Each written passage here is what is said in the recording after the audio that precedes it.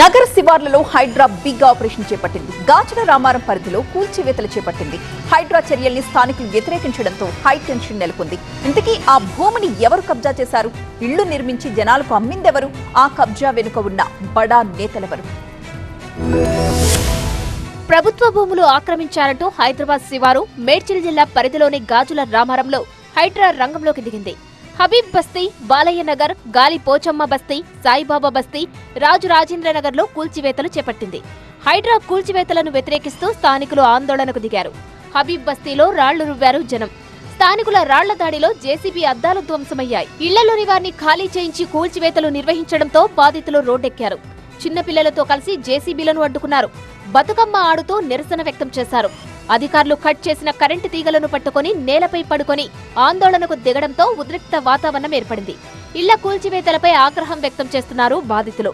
తాము కొనుక్కున్న ఇళ్లను కూల్చవద్దని అధికారులను వేడుకున్నారు. సర్వే నెంబర్ 308 ప్రైవేట్ స్థలం.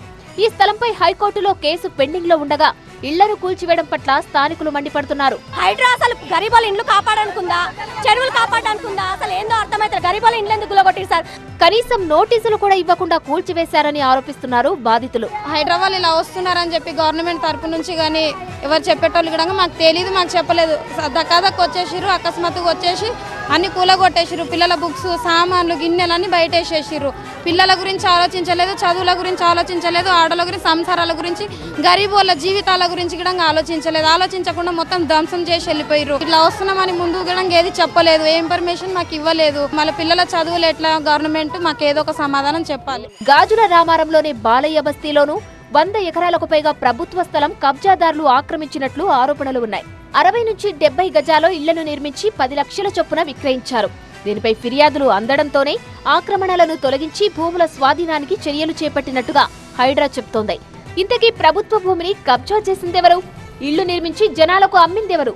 ఆ బస్తీలకు అధికారులు కరెంటు కనెక్షన్లు, నల్లా కలెక్షన్లు ఎలా ఇచ్చారు? ఈ మొత్తం తతంగం వెనక ఎవరున్నారు అనేది తేలాల్సి ఉంది.